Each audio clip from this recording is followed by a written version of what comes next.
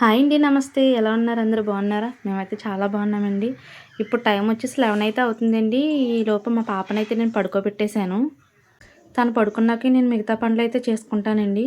పాపకు చుట్టూ పిల్లోస్ పెట్టాననుకుంటున్నారా? అంటే మంచం మీద పడుకోబెట్టాను కదా! కొంచెం మెలుకువ వచ్చిందంటే పడిపోతదనే భయంతో అలా పెట్టానండి. తను లెగిసిందనుకో అక్కడే కూర్చొని అమ్మ రా అని పిలుస్తదండి. ఇంక అందుకే నేను తలుపులైతే తీసుకొని వంటగదిలోకైతే వెళ్ళిపోతున్నాను. ఈలోపు చిన్న వీడియో క్లిప్ అయితే నేను తీస్తున్నాను. ఈలోపు వంటగదిలోకైతే వెళ్ళిపోయానండి.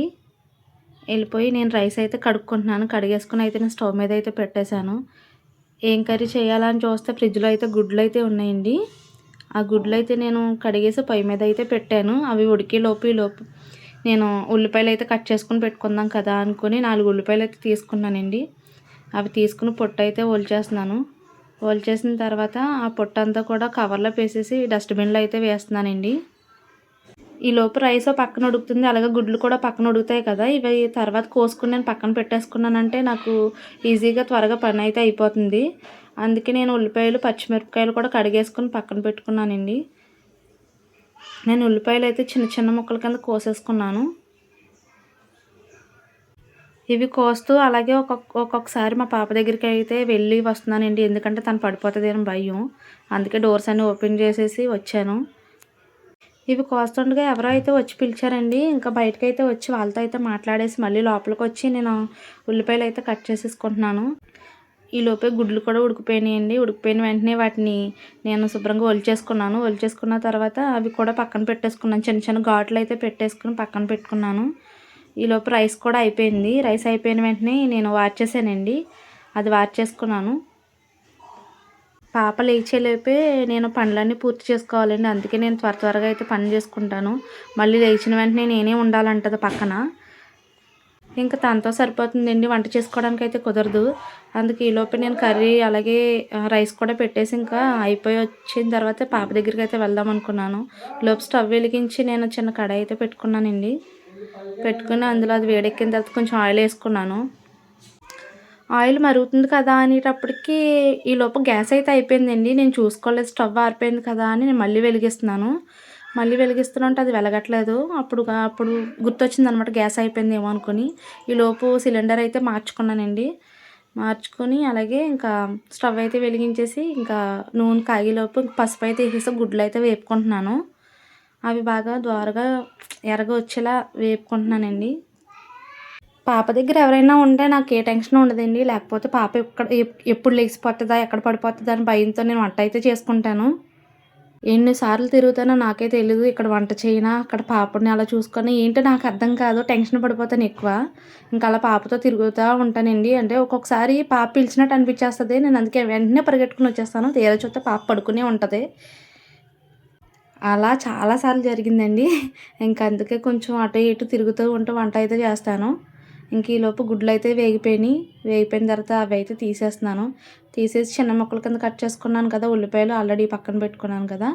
ఆ ఉల్లిపాయలు కూడా వేసేసుకున్నానండి. గుడ్డయితే వేగలేదని మళ్ళీ వేగేస్తున్నాను దీన్ని.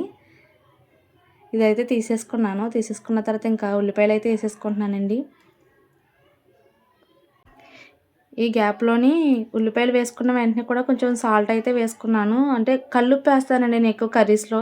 ఓన్లీ వేపుడులో అయితే నేను సాల్ట్ వేస్తాను. ఎప్పుడు కర్రీస్ అయితే మాత్రం కల్లుప్పు మాత్రమే వేస్తాను నేను. ఏ కూర అయినా సరే, అలాగే చారులేంటి ఎందులో అయినా సరే నేను కల్లుప్పు అయితేనే వేస్తాను. అవి వేసి కొంచెం కలిపేసుకొని అలాగ మూత అయితే పెట్టేసుకున్నాను. ఇంకా ఇది గుడ్లు పులుసు పెడదాం అనుకుంటున్నానండి. అందుకని చిన్న గిన్నె తీసుకొని అందులోకి ఒక చిన్న కొంచెం చింతపండు అయితే తీసుకున్నాను. నిమ్మకాయ సైజ్ అంత చింతపండు తీసుకున్నాను. తీసుకుని దాన్నయితే కడుక్కుంటున్నాను. కడిగేసుకున్న వెంటనే కొంచెం వాటర్ వేసి అంటే అందులో ఉన్న ఇసుకంతా వస్తది కదా బయటికి. అందుకని అదైతే కడిగేసుకొని మళ్ళీ అది కొంచెం చిదిపి వాటర్ అయితే పోస్తున్నానండి. పోసి కొంచెం నానబెట్టేసుకుంటున్నాను.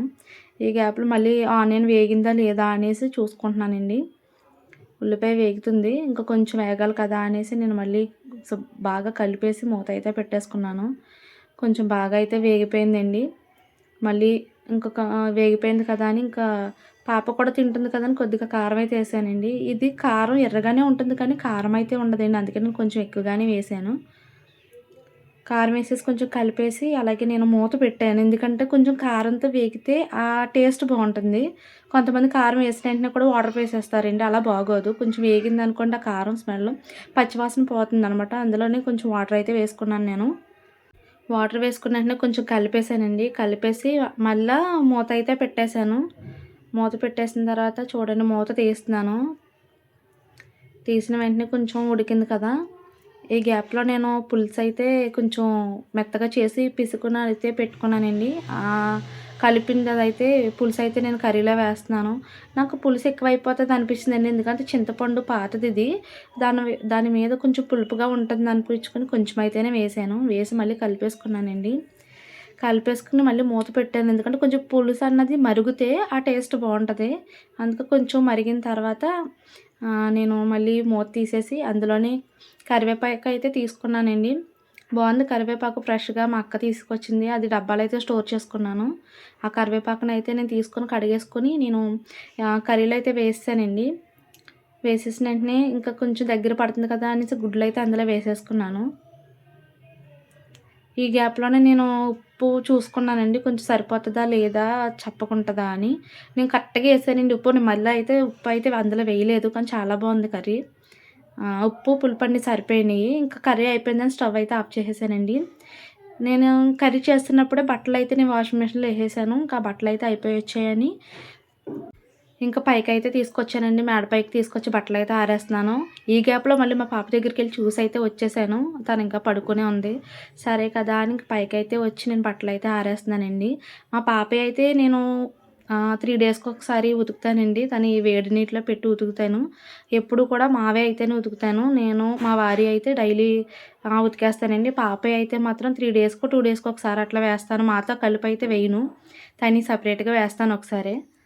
నేను బట్టలు ఆరేస్తుంటే ఎండగా ఉంది. అలాగే మేఘంగా ఉంది. ఇంకా బట్టలు ఎందుకు ఆరేస్తాను వర్షం వచ్చేస్తదేమో అనుకున్నాను. కానీ చాలా ఎండ అయితే ఉందండి. ఇప్పుడు ఎండలకి అసలు బయటికే వెళ్ళలేకపోతున్నాం. అంత ఎండలైతే ఉంటున్నాయి. ఇంకా ఇప్పుడు కిందకెళ్ళిన వెంటనే పాపకైతే ఏసీ ఏసి పడుకోబెడతాను. చాలా ఎండలు ఉంటున్నాయండి. ఉడుకుతో మామూలుగా ఉండట్లేదు. పిల్లలతో అసలు బయటికి ఎక్కడికి వెళ్ళకండి. ముఖ్యంగా చిన్న పిల్లలు ఉన్న వాళ్ళైతే మాత్రం చాలా జాగ్రత్తగా ఉండాలండి. అంత మండిపోతుంది ఎండలైతే. ఇంక ఈ ఎండలకు మనం ఎక్కడికి బయటికెళ్ళలేము కూడా. ఇంట్లోనే ఉండలేకపోతున్నామంటే ఇంక బయటికేం వెళ్తామండి. ఇంకా బట్టలైతే ఆరబెట్టేస్తున్నానండి. ఆరబెట్టేసి ఇంక నేను కిందకొచ్చేస్తాను. ఇన్ని బట్టలున్నాయనుకుంటారేమో మాది జాయింట్ ఫ్యామిలీ కదండీ! అందుకే బట్టలెక్కువుంటాయి. ఈరోజు నేను లేట్‌గా ఉతికాను కాబట్టి ఇప్పుడు ఆరేస్తున్నాను. ఇప్పుడు టైమొచ్చి 12, 12:30 అట్లా అవుతుందండి. ఇంకా బట్టలు ఆరేసేసి నేనైతే కిందకైతే వెళ్ళిపోతాను. ఈ గ్యాప్‌లో పాప కూడా లేచిపోతది. లేదా పడుకుందనుకో గొడవే లేదు.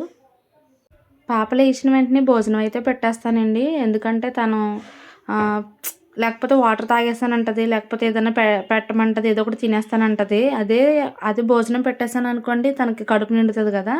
ఇంక నేను కిందకెళ్ళి చూసేటప్పటికి తను లెగిసిపోయి ఆడుకుంటుంది. నాకు భయమేసింది ఒకసారే. ఇంకా ఏం చేస్తుంది ఏంటా అనుకుని చూసుకున్నాను. చూడండి నన్ను చూసేటప్పటికి గారాలొచ్చేసాయి మా పాపకైతే. ఇంక దొర్లుతుంది.